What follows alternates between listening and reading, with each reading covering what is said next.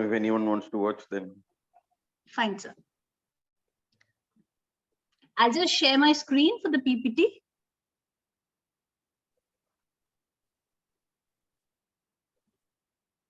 My screen is visible to all? Yes? yes, ma'am. Okay. A teacher-student bond. When we talk about this relationship, it is very close to each one's heart, as we already mentioned. What is a teacher-student relationship? Well, it is bond beyond words, a bond that is perfect blend of emotional, social, and professional connect. We can see a complete blend of all this. We are emotionally connected to our students. We socialize with our students, teach them how to socialize, how to adapt the society and the environment, and even we prepare them holistically for a professional life. So we are connected to them emotionally, socially, and professionally. Well, we have good example like Dronacharya and Arjun, Arjun and Krishna. The best examples that we can take of a guru and shishya. This is something that it is very, very important for us to know.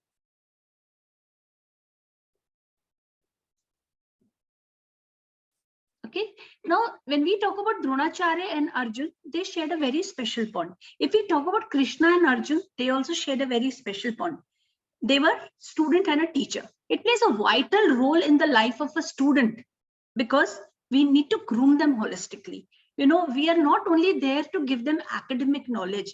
We are not there only to teach them what is the syllabus and, from morning 8 to 2. That is not the thing.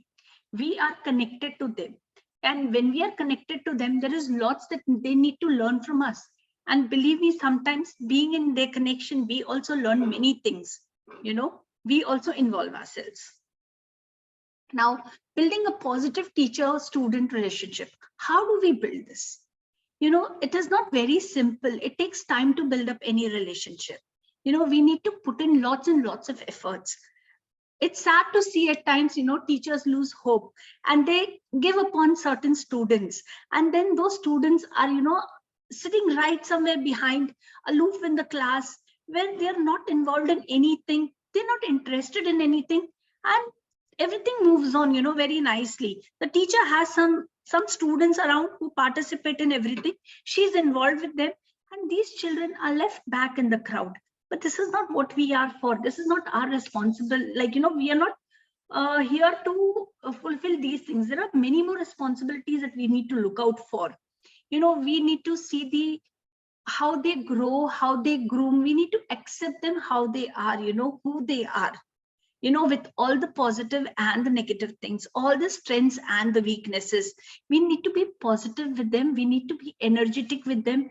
We need to equally participate with them, recognize them. We need to observe them to see how they are performing, what they can improvise on, and if they have certain potential, how to bring it out in them.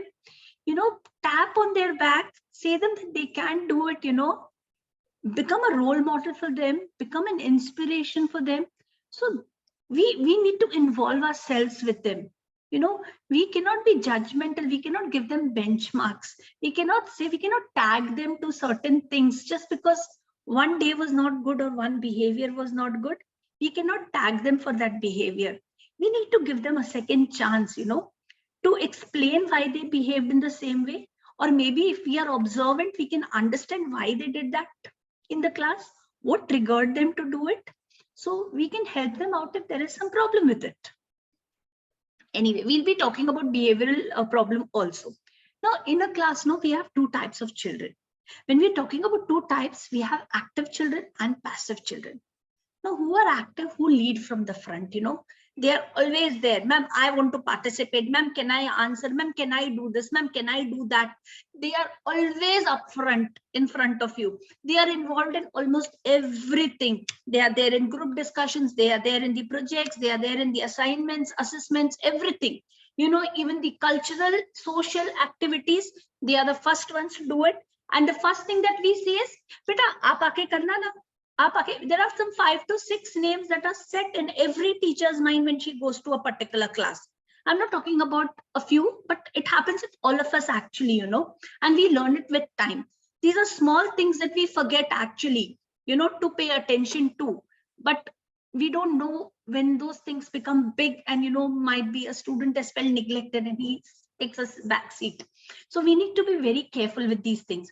So we need to create an atmosphere for them. Now, who are passive children? Children who take a back seat, who are not noticed at all, who don't involve in anything, or maybe due to certain weaknesses or certain things that they are lacking in.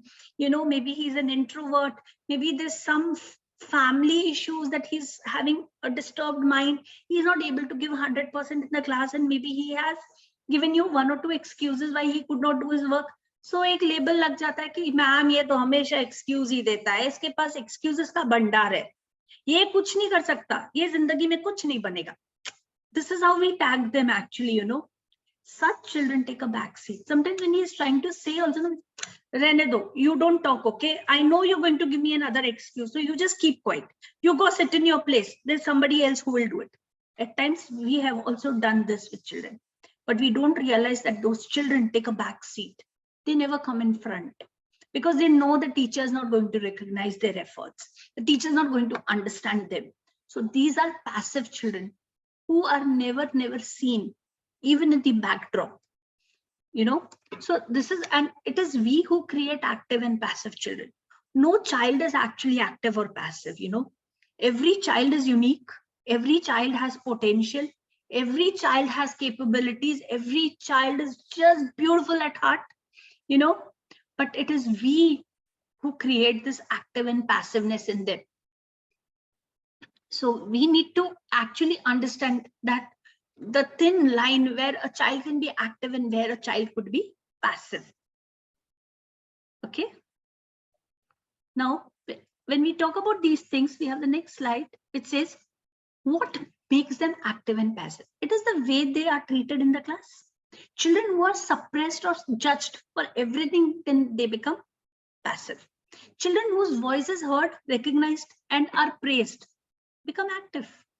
It is we teachers who make children active and passive because every child is unique and has all the potential. It is sad that only few get recognized in the class. In the class of 30, we only recognize 10 to 15 students, sometimes even lesser than that. So what happens is we have more number of passive students than active students in the class. But now we need to understand that we need more of active students in the class. How can we change passive to active? This is a challenge for all of us.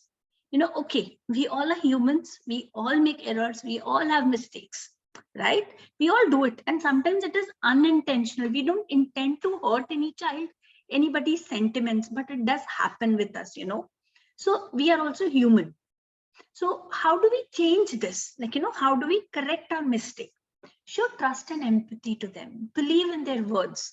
Understand them, observe their behavior, give them a chance to keep their view, respect their ideas, encourage them to participate in day-to-day activities, make sure all are involved. It is very nice. There are certain schools, I would say, for example, Mount Litra MLZS, they say Mount Litra Z school. I've seen one thing in that school. They take 100% participation during their annual functions, sports day. They don't leave any child out, 100%. The reason is they feel they involve children based on the activities that the child is comfortable with. Children who are good with dance do it, with skit they do it, anchoring. Then they have volunteers, who are attending to parents who are coming in, and they have the on annual day they give prize distribution, so children are making list of it. So they divide the work and they see to it that all the children are participating. Now this is something that all of us should learn. It is a good example that they are setting. So this is how we also need to understand that if I am having 50 children in my class, all 50 should involve. Little everyone should, because that will help them to collaborate with each other. That will help them to collaborate. That will help you to understand them better, go a little more closer to them, and they can be strength for each other. Now, for example, if I'm lacking in something and another classmate of mine is good in it, that classmate can help me out with it, right? So even I will be improving on my potentials. I'll be improving on my strengths. I'll be strengthening myself much better. So these are certain things that we really need to understand. And believe me, the class is going to change into a very beautiful and positive aura if certain things are taken into consideration. Now, when we are talking about how to build a strong bond with them, we need to really connect very strong. We need to connect in such a way that the child should feel very comfortable, very secured in sharing his views or her views with us. If he's facing some problem, they can come and talk to us. They should feel like, okay, I can entrust my secrets into ma'am. Like, I can tell ma'am what is it and, lighten myself or vent out what problem I am having. That kind of bond has to be created with them. And believe me, if that bond is created, a child will never come and lie to you or give you a lame excuse. The child is always, always going to come and speak the truth to you. That is one thing. We need to build a rapport with them. Rapport building is very, very important. One-to-one attention. We need to give time to each one of them. Address them by names. When we call them by names, we can have a self bond with them. When we are calling out somebody by name, we are socially connecting with them, emotionally connecting with them. So it brings them one step closer to us. Be a good listener, listen to them, give your ears to them, let them speak what they want to. Respect their ideas, even though if the idea is not that good or, you cannot take it, still you need to at least appreciate what they try to speak. At least encourage, because next time he will try to bring out a better idea. You can always tell him, wow, beta, this was very nice. You thought something very good. But if we can change this to a little better way, don't you think it will look more nice? It would be more better if we do it. The child will think, oh, wow, ma'am liked my idea. And in fact, ma'am added something to it that could make it more better. The child feels very happy, So why not give that happiness to the child? Take the center stage while you're talking to them. When you're in a class, usually it is, your desk is in front and the rows are at the back. The children are all that side. In fact, make it a point that you go into the center and you address them, interact with them. Take a very interactive class with them for any topic, any subject you're discussing on. Introduce different clubs to them like dance, music, sports, theater, science, maths, even English literature. In fact, you can even encourage them to write books. So in this, what will happen is you will try to know their potentials also. You will try to understand what a child is good at, which child has which potential and which skills are needed to be developed in a particular child. So that will help the child and you to understand their potentials much better. Now, when we are talking about rapport building, we also have social emotional connect with the child. Share live examples with them, because that will be more easy for them to relate to the topics that you're talking on. Narrate incidents as stories to them. That is why storytelling is becoming a very good trend in class activities these days. Telling the concept, explaining the syllabus and the content of the chapter through storytelling is really, really becoming very healthy and nice. And so when you're narrating it in form of a story, the children are able to grasp it more better. So do it in the way they like it. I think they'll feel more comfortable with you. Create humor, make the class interesting. Even if you have to crack a very light joke on yourself at times, it's okay. Laugh it out with them, give a smile to it. See, they are kids. Sometimes when we are overpressured with work, even we get tired of certain things. We need a break out of it. Don't we look out for something to lighten our moods? So it's okay if you feel that the chapter is very stressful for them or the topic is very, very vast for them to grasp it. Break out the room over there. Give them a light humor in between, do some activity with them. Crack a small joke with them, narrate a simple story to them, something that would bring them back to you, with a lot of interest. Praise them on their small achievements when they complete their work in time. When I was a teacher and I used to teach them, I used to take stickers along with me with smileys and stars. So the way they used to complete their notebooks, I used to give them those. And they used to be very particular. Ma'am, have you got the stickers today? My book is complete. You want to check my book now? Before I could ask, they used to come out with their books, So it really builds that thing to them. So we can always do certain things with them. Then we have always see the positive side in them. We need to understand the positive side. Even when we talk about in PTMs, what we usually do with them, we tell them, parents, your child is not studying, his books are not complete, he's very naughty, he keeps laughing, he moves from one place to another place, he does this, he does that, he does that. But all these are negative remarks, actually speaking. Do you think parents come to listen to the negative remarks? Will any of us also like to hear it? No. Why don't we see the positive side of it? See, I do understand we've all been students, we've all been children during our school days also. We've also done a little musty. We've also had a little tiffin at the back seat. We've also giggled out a joke. So understand, there are ways to approach them and tell them to maintain discipline in class. But you know what, if you tell parents, your son has this very good quality, when my bottle is empty, he fills it for me from the water cooler, and he sees that my bottle is never empty in the class. It's so nice. But only thing is, he's a little mischievous. Believe me, it will change the complete approach to them. They'll say, wow, ma'am is praising my child. But ye aadat sudharni padegi. Those things will automatically get rectified for you also. See, you need to balance the positive and the negative remarks. If you can make a balance in it, nothing like it.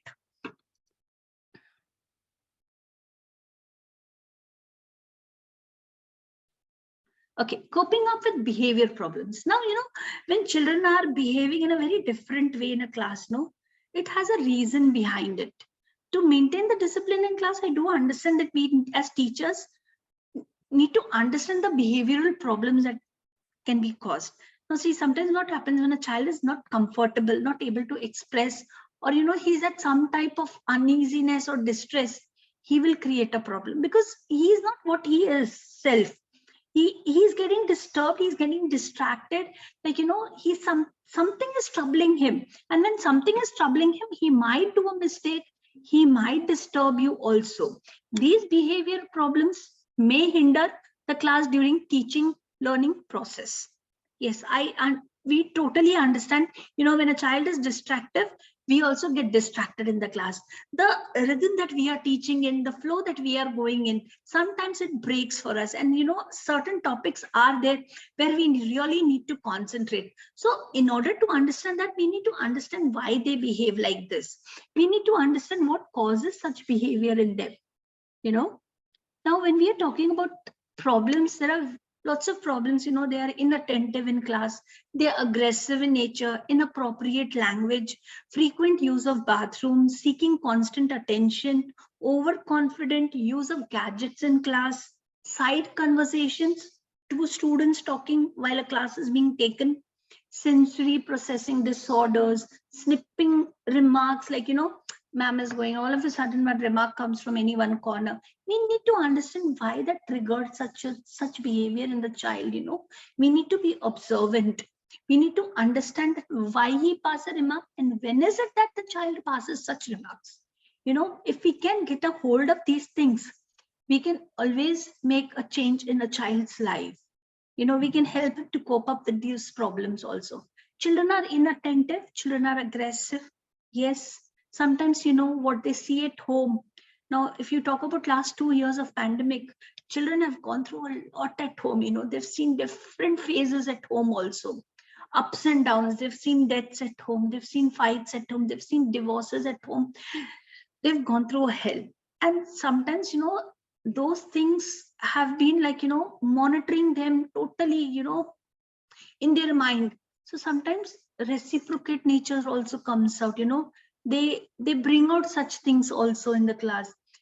See, I'll tell you a small example. I had a student, he was very aggressive, he used to use very abusive language. One day while I was talking to him, I asked him, beta, aap aise kyun karte ho? Aap mere samne to kabhi aisa nahi karte. Then he was quiet, he did not answer me anything, he just walked away. After 2-3 days, he again happened to be in a group of 2 to 3 girls, and he was very rude to those girls the way he answered.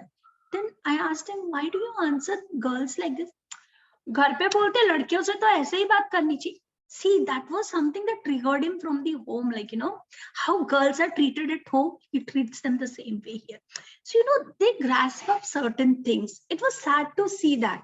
Then I sat down, I counseled him, then I called his parents and I told them also, like, these things need to change. He's getting very aggressive and abusive with girls, which is not good. So you need to change the patterns at home so that he also can change his pattern in school and, his friends and peers. So otherwise he'll be left alone. There would be nobody who would love to talk to him. So slowly and steadily we need to bring out. And why this happened is because of the observations that we given. When we observe the child, when we try to understand why he is doing certain things, many children, they try to use bathroom. Now maybe the topic is not interesting. The topic is something that they don't like, or I would only tell you one thing. In case if we get disconnected in this meeting, we will rejoin on the same link. Okay? Yeah. So sometimes what happens, they use bathroom very frequently. Now, why do they use a bathroom very frequently? Topic could be of not their interest. Okay? Maybe they don't get along well with the teacher, or maybe they haven't completed their work, or maybe genuinely they have some health issues due to which they have this urinary bladder problem and they are using it. So in case if something is there, we need to understand why the child is doing it. And based on that, we need to react to the child. Gadgets, yes, we need to stop them from gadgets using in class. We need to make them understand that it is not the decorum of the class and how it has to be and why they are. First of all, it should not be allowed only in school premises. We need to make it very clear to them also. And during the PTM, we can also give a notified circular saying that gadgets are not allowed. You're not supposed to send gadgets with children to school. Now, when it comes to not punctual, it could be, they haven't been treated properly in the class. They don't find that there are some students bullying them. It could be any XYZ reason due to which they don't want to come to school, and maybe that was not intentional. It could be like, it would have just happened, but the child was not able to take it to himself. He's very sensitive. So he'll try to avoid coming to school, because he'll give all types of excuses. He'll not be punctual. And if maybe he's not very good with a teacher, he'll not finish his work punctually. He'll not submit his books. Every time there'll be late submissions to it. So these are certain things that we really need to work out on.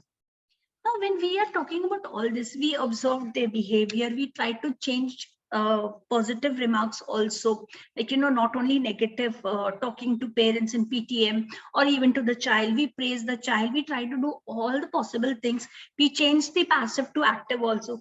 Now, what are the benefits of the strong bonding? When the strong bonding is there, it will self-motivate them. They'll be inspired to do something really nice. You just have to tell them and they will do it. It will reduce the absentee percentage in class. You'll have 100% involvement, open to new learnings. They'll be open to learnings. They will always welcome a learning from you. They will always welcome a new approach from you in class. Better academic access, holistic grooming, and reduced behavioral problems. So all this will be there. These are the benefits. Thank you. I've just stopped sharing the screen. If any of you have any questions, you can always ask me.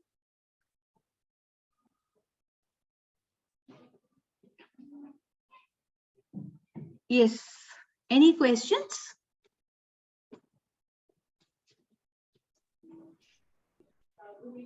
Thank you, Sonia ma'am. It was a very nice, to the point session. I think what you spoke was very relevant and what we observe every day in the classroom. So thank you so much.